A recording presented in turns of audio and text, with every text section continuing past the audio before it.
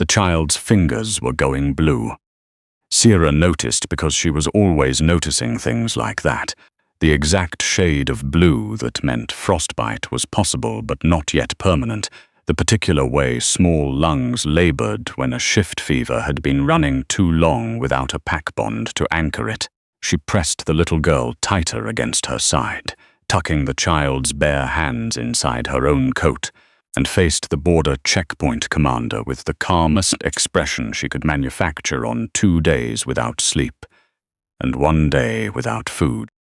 She was found crossing the restricted boundary without authorization, Commander Veld said. He was a compact man with the kind of thin mustache that required deliberate effort and the kind of face that had never once questioned whether it was on the right side of a decision. Pack law applies. Unregistered. No pack mark, no documentation, no guardian on record. I'm her guardian, Sierra said. You're a field medic for rogue wolves. You have no legal standing in this territory. She's 5 years old. She's an unregistered rogue crossing into the Northern Reach. The law doesn't differentiate by age. He said it the way people said things they'd rehearsed, when the words had been worn smooth by too much use. He'd said this before. About other children, probably. Standard procedure is detention pending verification of bloodline, if no pack claims her within 48 hours. Then what? Sierra asked. She already knew. She'd seen the end of that sentence play out in 3 different territories over the last 6 years. Veld looked at her like she was slow. Then she's processed. Processed. The word landed in her stomach like a stone. She looked down at the child, at Will, who she'd started calling Will because the little girl hadn't offered a name, not in the 3 weeks since Sierra had found her wandering the snowline near the eastern border with a fever that should have killed her and a set of determined amber eyes that hadn't once begged for help, just accepted it, the way a child accepts warmth from a stranger when warmth is what warmth is. Will was watching Commander Veld with that same quiet attention now, her small hand curled into the hem of Sierra's coat. The checkpoint hall was cold, stone floors, iron sconces, the faint smell of wood smoke and wolf musk from the dozen guards stationed at the walls, all of them watching, all of them waiting for Sierra to run out of arguments, because the arguments always ran out eventually when you were on the wrong side of a border with no pack behind you. She needs medical attention, Sierra said. She's been mid-shift for 4 days without an anchor. Do you understand what that does to a child's body? Her bones have been trying to reshape themselves every 6 hours. She's in constant pain. If you don't let me treat her, the border medic will see to her. Your pack's healer won't touch a rogue child. I know this because I've been working these borders for 6 years, and I've watched your healers walk past dying rogue wolves so many times I could describe the exact way they look at the ground to avoid making eye contact. Her voice went flat and steady in the way it did when she was too tired to perform calm and had to actually be it. Let me take her back across the border. You'll never see either of us again. Veld opened his mouth. The doors behind him blew open. Not a gust of wind, not a mechanical failure. They opened the way things open when whatever is on the other side has simply decided they will, and the world adjusts accordingly. The scent reached her before the sound of his footsteps did, cold pine and iron and something underneath, something old and electric, the atmospheric pressure of a storm that has been building for days and has finally arrived. It poured through the checkpoint hall in a wave, and every wolf in the room responded. Heads down, shoulders rounding, that involuntary submission that bodies performed before the brain could negotiate. Sierra's body responded differently. It lit up. Not submission. Something else entirely. Something she'd spent 8 years burying in the deepest part of herself, behind walls built from terror and necessity and the particular desperation of a woman who'd understood at 17 that what lived inside her was not safe for anyone to know about. The thing behind her sternum woke up, and pressed its hands against the walls of its cage and turned its face toward the doors like a compass needle finding north. She clamped down on it so hard her vision flickered. Not now, not here, not ever. Kelvan Duskmore, Alpha King of the Northern Reach, and the 3 contested territories along its southern rim walked through the checkpoint doors like he'd been born specifically to make every room he entered feel smaller. He was tall in the way of wolves, whose bloodline had been powerful for so long the power had become structural, built into the architecture of his bones, the set of his jaw, the way he moved without taking extra space, yet somehow filled all of it. His hair was dark, close-cropped at the sides, longer on top, where it fell slightly across his forehead in a way that suggested function rather than vanity. His eyes were storm cloud grey-green and moving constantly, sweeping the room with the efficiency of a man who was always working even when he appeared to be standing still. Every guard dropped to one knee. Veld went pale. The Alpha King's gaze moved across the checkpoint, guards, commander, stone walls, iron sconces, and then it found Sierra on the floor, one arm around a child who had gone very still. It stopped. The room stopped with it. She felt the bond snap into place like a bone resetting, violent and clarifying and impossible to misidentify. 10 years' worth of campfire stories she'd dismissed as wishful thinking, the kind of mythology that mated wolves told because they'd forgotten what alone felt like. She'd always assumed they were romanticizing something simpler, a compatible scent, a mutual attraction elevated by circumstance and proximity. She had been wrong. This was nothing like that. It was recognition in the marrow. It was the absolute cellular certainty of a body finding something it had been calibrated to find, and the corresponding terror because she was the wrong kind of wolf, the worst possible kind for an Alpha King to find. She knew it with the same clarity. She shoved the bond down alongside the wolf that was clawing at its cage, and she looked at the Alpha King with the blankest face she'd managed in 8 years. His jaw worked once. His eyes were doing something complicated. "Who?" he said, and his voice was low and precise and didn't need volume to reach every corner of the hall, ordered this tribunal. "My king," Veld scrambled upright. "This is a routine border matter. An unregistered rogue child was apprehended crossing the restricted zone. Standard procedure." Standard procedure. He crossed the room in the way of very large wolves who have learned that unhurried movement is more intimidating than speed. The guards nearest him stepped back without appearing to decide to. "Tell me, Commander, at what point did standard procedure begin to include a child half frozen on a stone floor?" The child in question chose that moment to press her face against Sierra's shoulder and wrap both arms around her neck with the complete physical confidence of someone who had decided this particular person was safe. Sierra felt the small hands against the back of her collar, the cold of those fingers warming gradually against her skin. Her arm tightened around Will. The Alpha King crouched. The movement brought him to floor level, close enough that she could see the individual details of his face. The small scar through his left eyebrow, the slight unevenness in the bridge of his nose that meant it had been broken and healed without proper setting. His eyes, this close, weren't grey-green. They were green-grey. The distinction felt important in a way she didn't have time to examine. "She needs medical care," Sierra said. Her voice came out steadier than she deserved. "The shift fever has been running 4 days, without a pack anchor." I know what 4 days of unanchored shift fever does. He wasn't looking at her anymore. He was looking at Will, and his face had done something she hadn't expected, gone still in the involuntary way of a person struck by something they hadn't prepared for. "May I?" he said. He was asking her permission. The Alpha King of this territory was asking a rogue field medic on the floor of his own checkpoint for permission to touch the child. "Yes," she said. He reached out and brushed the hair from Will's face, careful and unhurried, and the child allowed it the way she allowed very few things, with stillness rather than flinching. Then he turned Will's wrist gently, and Sierra saw what he'd seen. The birthmark. She'd noticed it weeks ago, a small crescent shape on Will's inner wrist, the same reddish-brown as a healed burn, perfectly formed, the kind of marking that wasn't random. She'd filed it under things to look into later, alongside Will's unusual amber-flecked eyes, and the way other wolves gave the child a wide berth without being able to explain why.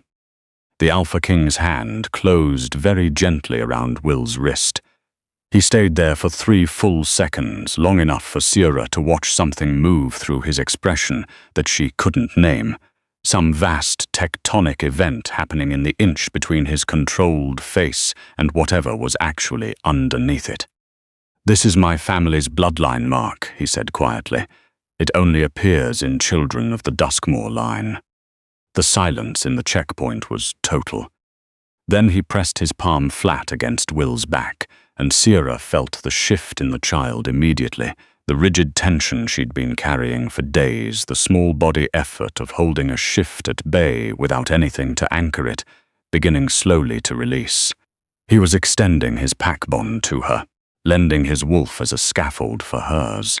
She watched Will's breathing slow from the shallow, rapid rhythm of a body, in constant low-grade panic to something longer, deeper. The fever was still there, but it wasn't climbing anymore. "She responds to my bloodline," he said. His voice had gone strange, lower. "My king." Veld had found enough of himself to attempt an objection. "Surely you're not suggesting that this—" "Choose your next words with considerable care." He didn't raise his voice or turn around. Veld went silent. Will opened her eyes. She looked at the Alpha King the way she looked at very few things, directly, without evasion. Then she raised one hand and touched the small scar through his left eyebrow with one finger, tracing the line of it with the absolute unself-consciousness of a child who has never been taught to be cautious about curiosity. The Alpha King went absolutely still. When he exhaled, it was slow and controlled and cost him something visible. He looked at Sierra. "You protected her?" "Yes." "When did you last eat?" he asked. The question was so unexpected that she answered before she could construct a more dignified response. "The day before yesterday, actually. Yesterday I had water and half a strip of dried meat." "You walked into a contested border checkpoint with no pack, no documentation, no legal standing in this territory, carrying a sick child, having not eaten in 2 days.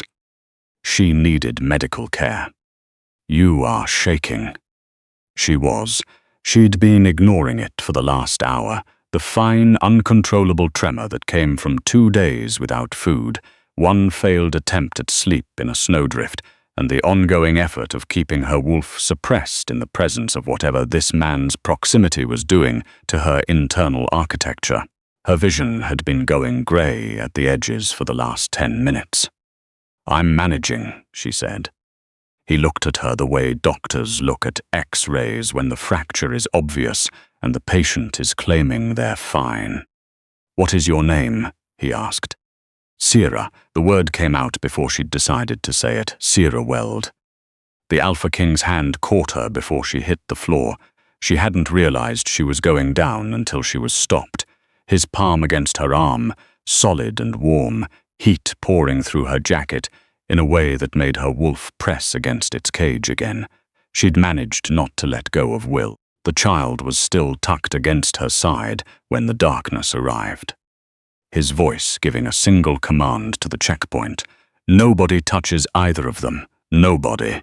Or I will personally see to it that this entire station is reassigned to the Southern Salt Flats by morning." She woke in stages. Warmth first. Not the desperate shallow warmth of a campfire in wind, but the structural warmth of thick walls and a real fireplace and a mattress that had been made by someone who understood that a bed was supposed to feel like it was holding you. She lay still and catalogued the way she'd learned to catalogue injuries in the field. The information came in pieces, and you assessed each one before moving on. Heavy blankets, linen sheets, Pine resin and beeswax and something herbal, something green and useful, the way a room smelled when someone who understood plants had been in it recently. She'd been bathed. Her hands, when she lifted them, were free of road grime and 2 days of accumulated border travel. Will was beside her in the bed, sleeping in clean clothes patterned with small compass roses, her breathing even and deep. "She hasn't moved away from you." Sierra looked toward the voice. The Alpha King was in the chair beside the bed. He'd changed into a dark shirt with the sleeves pushed up, and he had a map open on one knee that he closed when she looked at him. He set it on the side table and sat forward, elbows on knees, and looked at her with the focused attention she was already learning was simply how he looked at things, like there was nothing else in the room. "How long?" she asked. 16 hours. She started to sit up. Pain moved through her ribs. An old injury, the result of a rogue wolf she'd been treating having a bad moment during his shift 2 months ago and still unresolved. She pressed her hand against her side and kept the wince minimal. "The checkpoint," she said, Veld. "The checkpoint will not be processing any further rogue detentions until I've reviewed the entire procedure." Veld has been relieved. He said it the way he said most things, simply like a statement of existing fact rather than a decision. He thought executing children was standard procedure. "I find I have no use for that." She studied him. In the firelight, he was less severe than the checkpoint had suggested. The angles were still there, the jaw, the cheekbones, the broken nose, but the light softened something in them, or maybe it was just that she was horizontal and warm for the first time in weeks, and her threshold for severity had adjusted accordingly. "You can feel it," he said, not a question. "I don't know what you mean." "You're a very poor liar for someone who has clearly been lying successfully for a long time." "I'm actually an excellent liar. I've been lying to every wolf I've met for 8 years. You're simply the first one with enough range to sense it."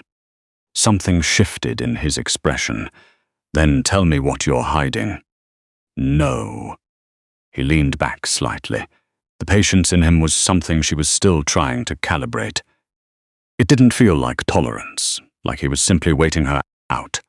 It felt structural, like the same thing that had kept him from using the Alpha command that could have compelled her answers already.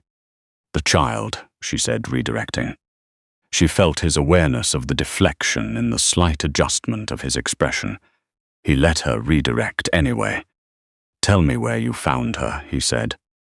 "Eastern border, 3 weeks ago, alone in the snow line with a shift fever and no guardian, no documents, nothing. One of my regular contacts sent word that a child had been spotted. I came as fast as I could." She paused. "She doesn't speak, not since I found her. I don't know if she ever did." He was quiet. "My bloodline researchers ran a preliminary assessment while you were asleep. The mark on her wrist is conclusive. She's my sister's daughter, my niece." Sierra looked at the sleeping child, the compass rose pajamas, the crescent birthmark visible just below the left cuff. "Her father," she said carefully. "Less clear. The secondary bloodline markers aren't a pack I recognize at first reference." He looked at her. "But they match you." The fire crackled. Somewhere in the old walls, the building settled. "You have a sibling," he said. Not accusing, careful the way you are careful around something wounded. Her hands had gone cold. She pressed them flat against the blanket. "My brother, Denlon. He was a tracker for the Ashvin pack. He disappeared 8 years ago around the same time I left." She said it the way you say things that have had years to become facts rather than wounds. "I assumed he was dead." "If your brother fathered Thyra's child," the Alpha King said quietly, "then this little girl is your niece as well as mine." Sierra looked at Will's face, the slight tilt at the outer corners of her eyes that she'd attributed to nothing specific. The way she turned her head to track sounds, precise, alert, exactly the way Denlon used to do. She'd been looking at her brother's face for 3 weeks and hadn't known to see it. "Where is Thyra?" she asked. "I don't know. The weight in those 3 words was enormous, something accumulated across years of searching. I've spent 5 years on it, every resource, every tracker, every alliance. A pause, but she was alive at least a year ago. A rogue contact in the Southern Territories confirmed a woman matching her description. She's been running, Sierra said, since before the child was born. Someone wanted Will. The pieces moved now faster than she could direct them, clicking into terrible configurations. Oscan. The Alpha King went very still. You know that name? He was beta of Ashfin Pack when I was part of it. He's been looking for me for 8 years. For the same reason people look for me, she watched his face. I should tell you what I am, so you understand why I can't stay here. And when you understand, you'll agree. He said nothing, just waited. I'm not a standard wolf, she said. The Ashfin Pack classified me as low-ranking when I was 12. No detectable wolf, no strength, no rank. They kept me because I was useful. I learned to set bones and brew medicines and make myself small enough to be tolerated. Her voice went flat and clinical, the professional remove she'd learned to use when discussing things that were also personal. When I was 17, the Pack Beta decided that my Lacav rank made me available. When he came for me, I shifted for the first time. She felt the Alpha King's attention change in quality. The air in the room shifted. My wolf doesn't have a color the way wolves have colors. It doesn't read as a rank at all. It reads as an absence. Every other wolf's dominance, their pack pull, their alpha compulsion, around my wolf, those things stop working. They just stop, like signal drop. She met his eyes. The Ashfin Pack called it a null wolf. They've only been documented 4 times in recorded pack history. The last one was 300 years ago. Packs either execute null wolves immediately or try to contain them, because a null wolf in the wrong hands can strip an entire pack's hierarchy in minutes. The Alpha King's expression had not changed, but she could feel the pressure of what he was feeling, a cold, building rage directed at no one in this room. I ran, she said. I've been running ever since. No shifting, no power, no scent markers a pack healer could read. As far as any wolf I've met in 8 years knows, I'm a packless woman with a medical kit and an inability to say no to rogue children. Oscan knows you're here now, he said. If he's the one who sent Will toward that border, and he is, I'm certain of it. Yes, he'd have tracked her, known I'd follow. He used her to draw me out. Tell me his forces. She told him, watching his face as the numbers landed. The alliances Oscan had built across 8 years of preparation, the border mercenary companies, the pack territories he'd leveraged with promises of access to a null wolf. By the time she finished, the fire had burned lower, and the Alpha King's jaw had set into something approaching the expression she'd seen in the checkpoint before he'd told Veld to choose carefully. He's not coming for me only, she said. Will carries 2 bloodlines, yours and mine. Oscan understands what that combination means better than either of us does yet. No, the Alpha King said, he won't stop at the border. He stood. Something had shifted in the quality of his focus, the inward attention he'd had on her, and the conversation moving outward toward action, the way a storm front moves. You need to shift, he said. She blinked. That's your response to what I just told you. You haven't shifted in 8 years. The suppression strain is visible to anyone with enough range to read it. A null wolf held caged for 8 years doesn't disappear. It accumulates pressure. He looked at her steadily. What happens when it forces the shift on its own, without training, without an anchor? It's not stable. You die, simply, and you know you die. You've been filing it under later for years.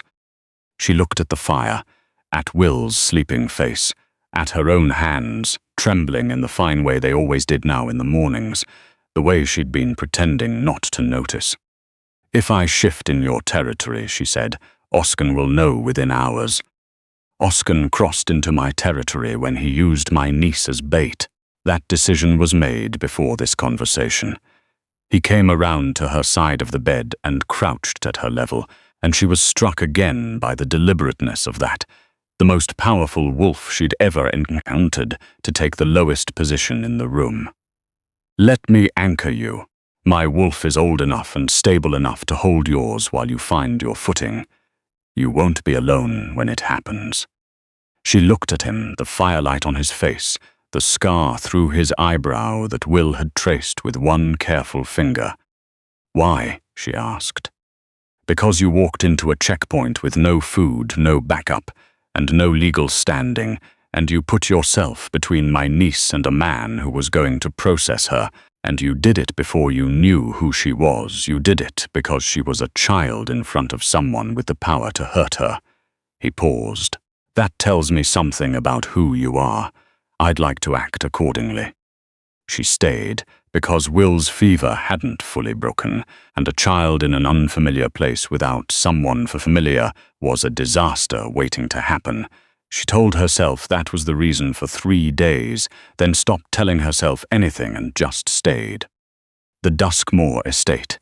Ashenmere, she learned, was old in the way of places built to outlast whoever was living in them, with stone walls and deep fireplaces and corridors that smelled of cedar and books stacked in configurations that suggested use rather than display.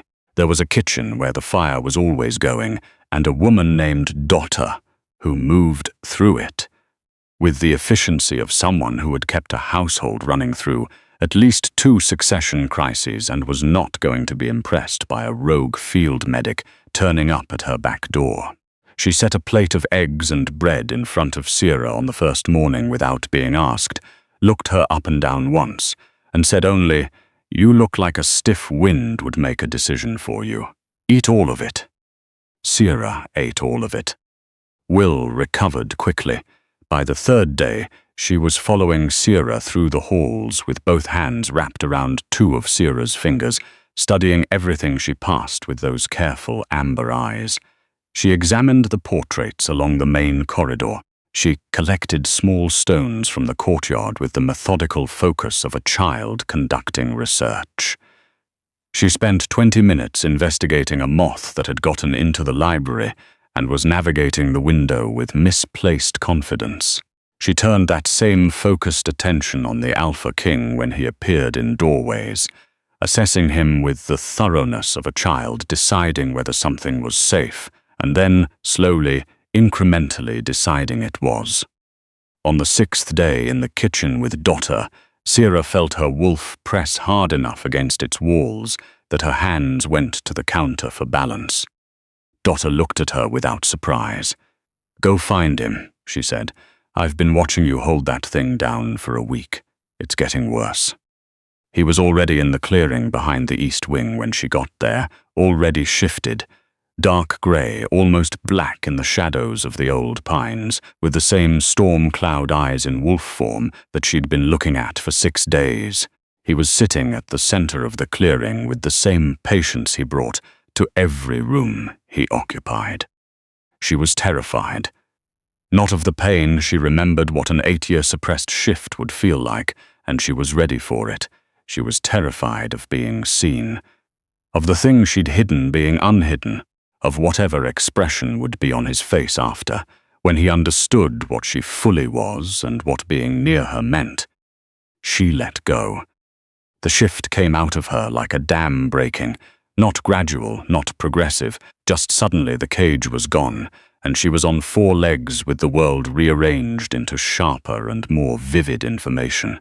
The pain was exactly what she'd expected, and the Alpha King's wolf was exactly as solid as he'd promised. His pack bond extending to her like scaffolding, while her own wolf remembered what standing felt like. She looked at her paws. Not white, not any visible color. She cast no shadow. Her presence read as an absence, a hole in the visual field where something should have been.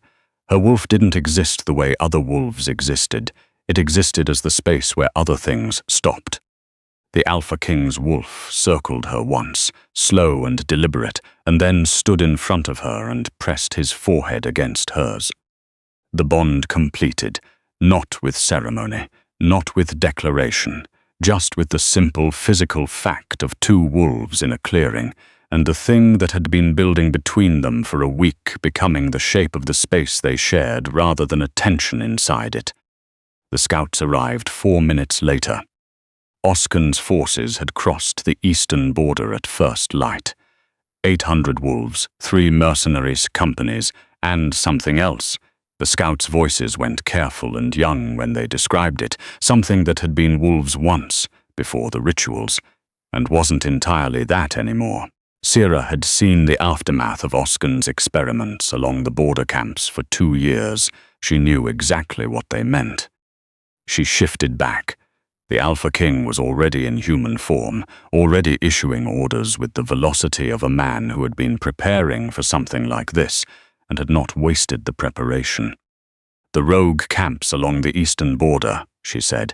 "He'll move through them. There are families there." "I know." He looked at her. "I'm sending my first company for evacuation, 300 warriors. I want you leading them because those wolves know your face and they'll follow you faster than anyone wearing my colors. You need those warriors on the front line. I have enough for both," he said it plainly, "and I need you alive. Not because of the bond, because you are the only person who has ever walked into one of my checkpoints and argued with my commander on behalf of a rogue child, and I need that kind of person to still exist when this is over." She had 100 arguments. She could feel them lined up behind her sternum. She looked at his face. The particular set of his jaw that she'd learned meant he'd made a decision he considered structurally sound and would require significant evidence to move. "Together," she said, "you hold the line, I evacuate the camps, and I come back. And I'll be here."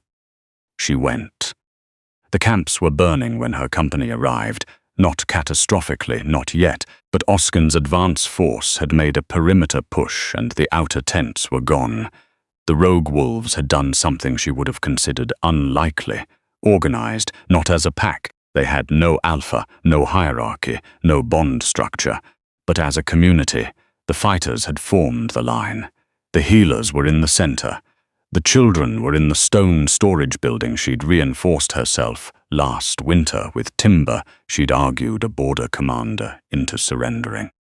A woman named Pratt, who'd lost 3 fingers to a trap 4 years ago and whom Sierra had taught to stitch wounds one-handed in a rainstorm, was standing at the entrance with a length of iron pipe and an expression like a closed door. "You're late," Pratt said. "I brought 300 wolves." Pratt considered this. "That'll do." The evacuation took 3 hours. 3 hours of controlled urgency, loading wounded onto stretchers, carrying children on shoulders, talking elderly wolves through leaving belongings behind, moving everyone in organized groups toward the company's perimeter. Sierra moved through it in the professional mode she'd built over 6 years of border work, when everything that mattered had to happen in exactly the right order and panic was a luxury she couldn't afford.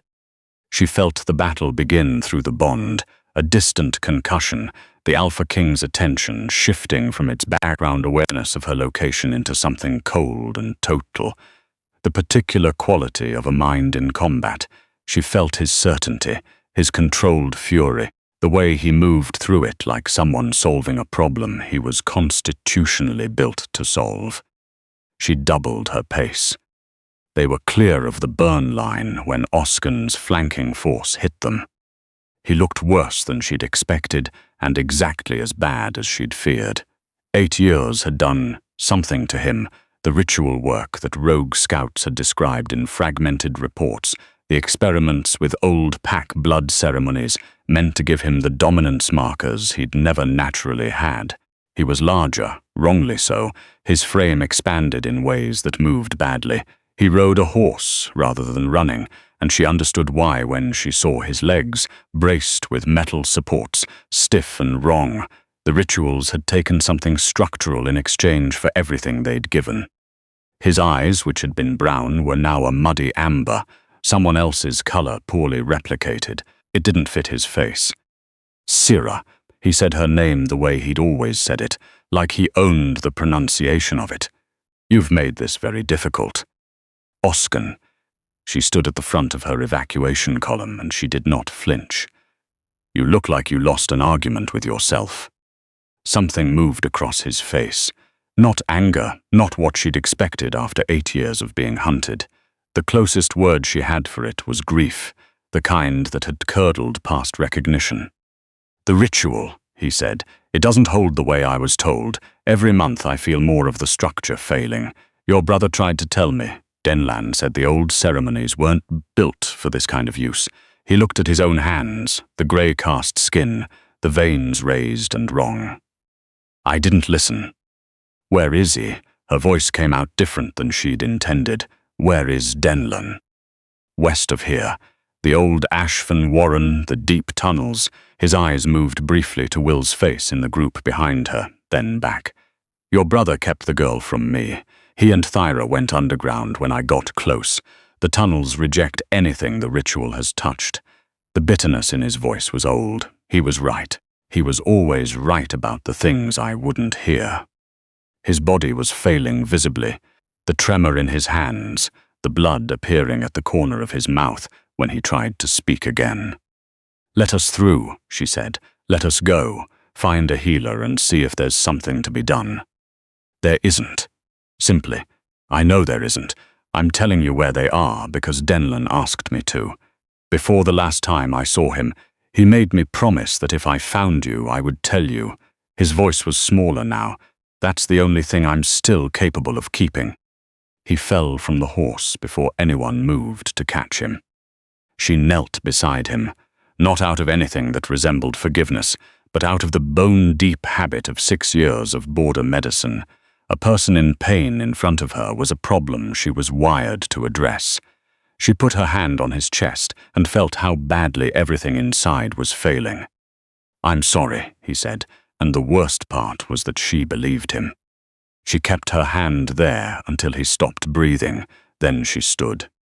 The Alpha King arrived 20 minutes later at a run, the dark wolf dissolving back to human form at the edge of the evacuation column, and he crossed the distance in 8 strides and put both hands on her face and looked at her for a long moment without speaking, checking her for damage with the focused thoroughness of a person who has been afraid for 3 hours and is only now finding out the answer. "I'm fine," she said. "You are not fine, but you are here." He said it like the two things were synonymous. She shifted. The absence wolf came without effort now, easy as exhaling, and she pressed her forehead against his wolf's forehead, and they stood together in the scrubland east of the camps, with the smoke behind them, and the bond between them no longer a cord, but simply the quality of the air they shared. Denlan was in the Ashfan tunnels, thinner and greyer than she'd let herself picture, and more alive than she'd let herself hope. Thyra was with him and had been for 4 years, amber-eyed and fierce, and unable to compose herself in time when her brother appeared at the tunnel entrance before the scouts did, which she only knew because she heard Thyra say his name once before she heard nothing else coherent for a while. Sira stood back and let him have that. Then she introduced them both to Will. She watched Thyra kneel in front of her daughter and hold the child's face in both hands and say something too quiet to hear, and Will, who hadn't spoken, not once in the week Sira had known her, looked at her mother with those careful measuring eyes and was still. The marking ceremony happened 12 days after they returned, in the courtyard rather than the estate hall, because the Alpha King had listened to the council's extensive ceremonial recommendations and then set them aside entirely. Dotter made bread. Denlan, who had opinions about roasted venison that had apparently survived 4 years in underground tunnels intact, made roasted venison. Thyra sat in the garden with Will and wove the child's hair into small braids with the patient-focused attention of a woman making up for 4 years of lost time 1 minute at a time. Sira wore her own clothes because they fit now, properly fit, which was a novelty after 6 years of whatever could be found or argued out of a border supply inventory. She wore shoes that had been made specifically for her feet, which turned out to make an enormous difference. and which she suspected had been commissioned by someone who had noted the state of her previous footwear and acted on it without making it a conversation. The pack gathered as packs gather, filling every available space, familiar estate faces alongside 300 rogue wolves who had been offered membership after the battle and accepted it with the subdued disbelief of people waiting to find out the catch. Pratt stood near the front with the iron pipe she had apparently decided to keep as a matter of principle, and Denlon and Thyra stood together with Will between them, the three of them a triangle of amber-flecked eyes and quiet survival. The ceremony was old, pre-language, the kind of ritual that predates civilization and doesn't require a witness, only two wolves and the truth of what they are to each other. The Alpha King's wolf and Sierra's wolf circled in the lantern-lit courtyard, dark grey and invisible presence and absence, the paired halves of something that only made sense together. He marked her. She marked him. The bond that had been building for 2 weeks settled into something as constant and involuntary as a heartbeat, as unnoticeable and as essential. They shifted back. He held her face in both hands and looked at her for a moment before he kissed her, with the focused patience of a man who has waited for this specific thing and is finally allowed to stop waiting. Will pulled on the hem of Sierra's coat. She looked down. The child was holding a small dried flower from Thyra's tunnel garden, the same kind Sierra had shown her once how to use for salve.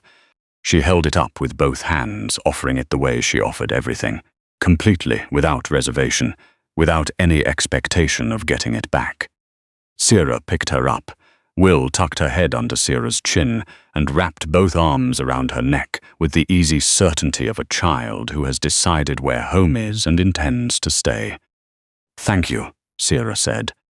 "Welcome," Will said in a voice small and deliberate and careful, testing the word the way you test weight-bearing ice. Then, slowly, with the concentration of a child building something she intends to last, "Mama." Behind her, the Alpha King's hand settled on her shoulder, steady and warm. Around them, the pack raised their voices in the old sound of recognition, 500 wolves, and the soft gold quality of lantern light in late autumn, and Will pressed her face into Sierra's neck and held on. The clinic opened 3 weeks later in the rooms that had been the estate's old records hall. Sierra designed it herself with input from the rogue healers she brought from the border camps. Pratt, who had a considerable aptitude for triage, and 2 others she'd been training informally for years. Above the entrance, carved overnight in the old pack language by hands she never identified, were words that translated to, "Here, every wolf is already home."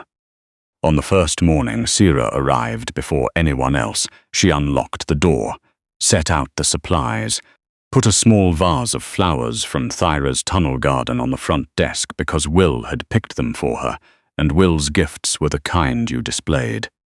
The Alpha King appeared an hour later with a cloth-wrapped bundle from Dotta's kitchen that smelled of eggs and fresh bread and rosemary. He leaned against the doorframe watching her work. "You haven't eaten," he said. "I've been busy." "You're always busy. Eat." She took the bread. He came and sat on the edge of her desk and read her supply lists from the wrong angle and made suggestions she pretended not to hear. When he finally stood to leave for the council meeting, he paused at the door. "Will said something this morning," he said. "What?" "She called me Da." His voice was even. His face was doing the thing where the evenness was doing enormous structural work over something much less even underneath. She'd been practicing, I could tell. Sierra looked at him across the clinic, across the morning light falling on stone floors, and the dried flowers in their vase, and the carefully ordered supplies that represented 6 years of accumulated knowledge about what rogue wolves needed when they needed it most.